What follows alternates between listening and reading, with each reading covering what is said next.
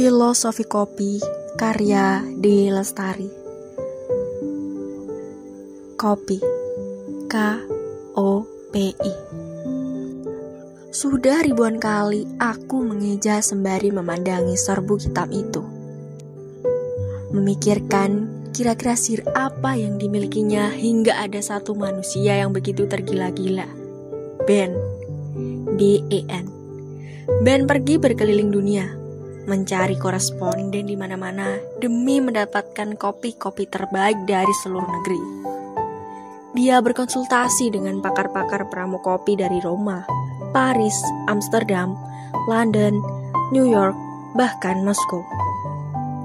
Ben dengan kemampuan berbahasa pas-pasan, mengemis-gemis agar bisa menyelusup masuk dapur, menyelinap ke bar saji, mengorek-ngorek rahasia ramuan kopi dari barista-barista kaliber kakap demi mengetahui takaran paling pas untuk membuat cafe latte, cappuccino, espresso, Russian coffee, Irish coffee, macchiato, dan lain-lain. Sampai tibalah saatnya Ben siap membuka kedai kopinya sendiri. Kedai kopi idealis. Setahun lalu aku resmi menjadi partner kerjanya. Berdasarkan asas saling percaya antar sahabat, ditambah kenekatan berspekulasi, kuserahkan seluruh tabunganku menjadi saham di kedainya. Selain modal dalam bentuk uang dan ilmu administrasi, aku tak tahu apa-apa tentang kopi. Itu menjadi modal Ben seutuhnya. Sekarang, boleh dibilang Ben termasuk salah satu peramu kopi atau barista terandal di Jakarta.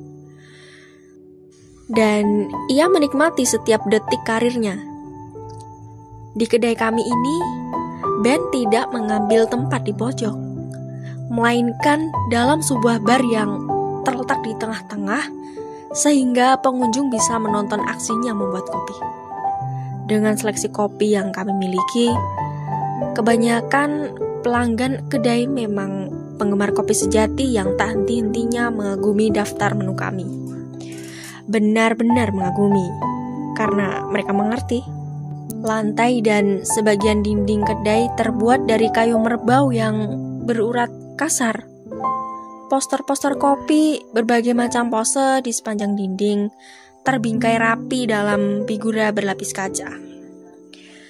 Puncaknya sebuah jendela kaca besar, bertuliskan nama kedai kopi kami dalam huruf-huruf dicat yang mengingatkanmu pada tempat pangkas rambut zaman Belanda.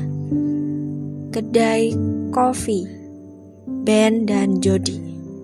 Jody, J-O-D-Y. Kau dapat menemuinya di tempat yang kurang menarik, yakni di belakang mesin kasir atau di pojokan bersama kalkulator. Sementara di pesawat orbit sana, Ben mengoceh tanpa henti.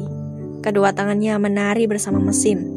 Deretan kaleng besar, kocokan, cangkir, gelas, dan segala macam perkakas di meja panjang itu.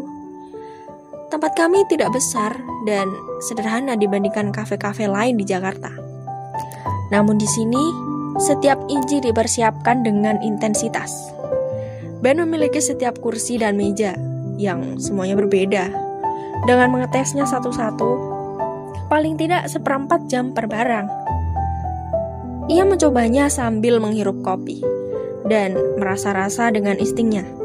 Apakah furnitur itu cukup sejiwa dengan pengalaman minum kopi?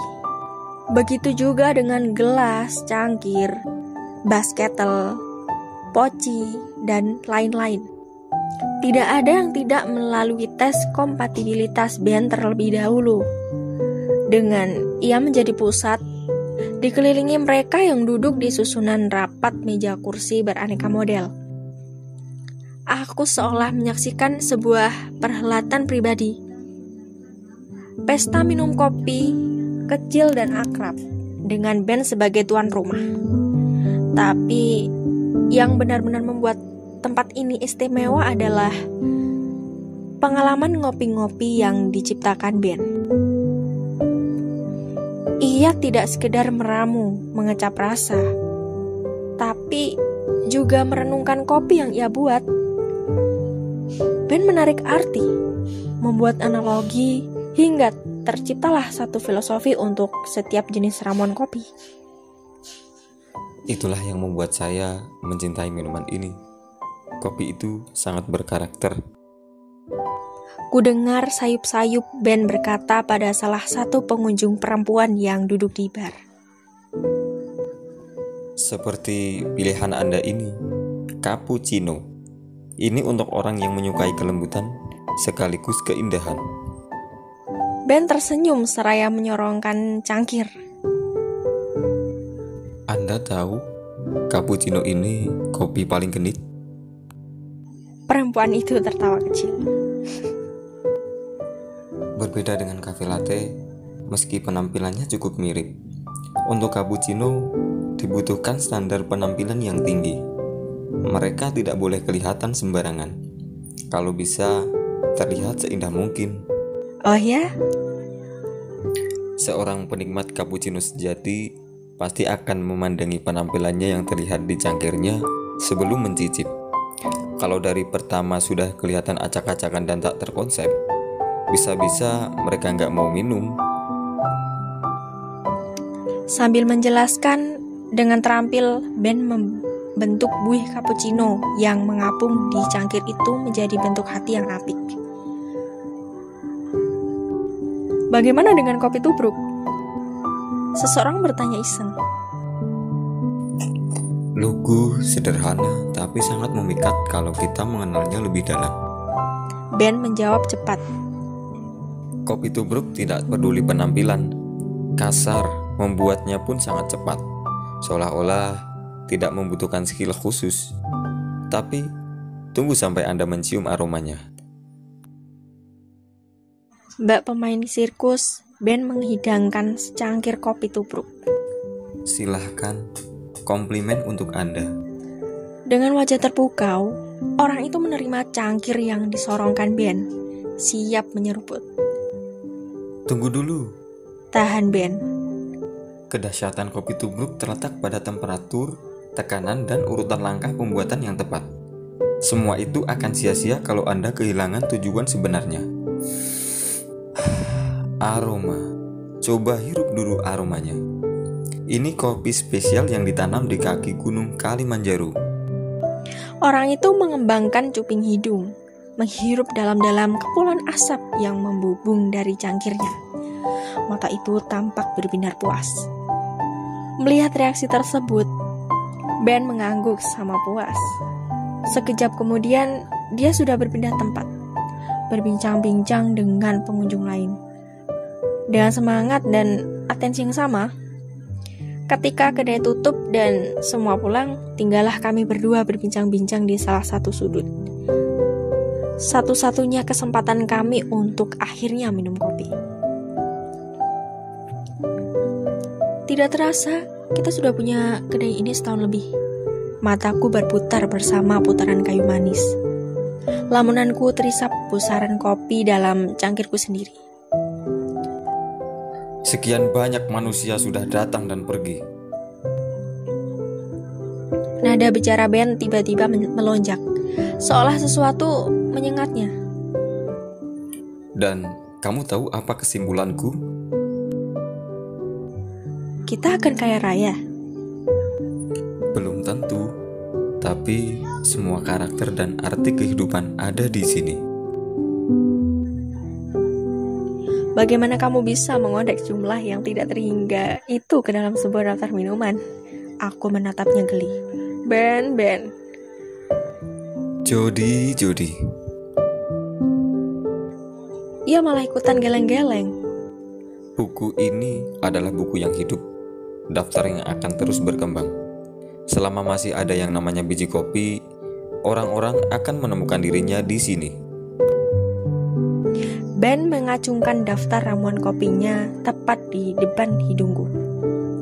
Air muka itu meletup-letup seperti didihan air. Ben beroleh ide baru. Aku berandai-andai kapan ia terpikir untuk akhirnya membangun berhala dari biji kopi. Karena sepertinya hanya masalah waktu.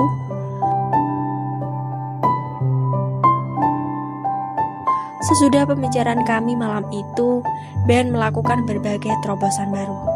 Dalam daftar minuman, kini ditambahkan deskripsi singkat mengenai filosofi setiap ramuan.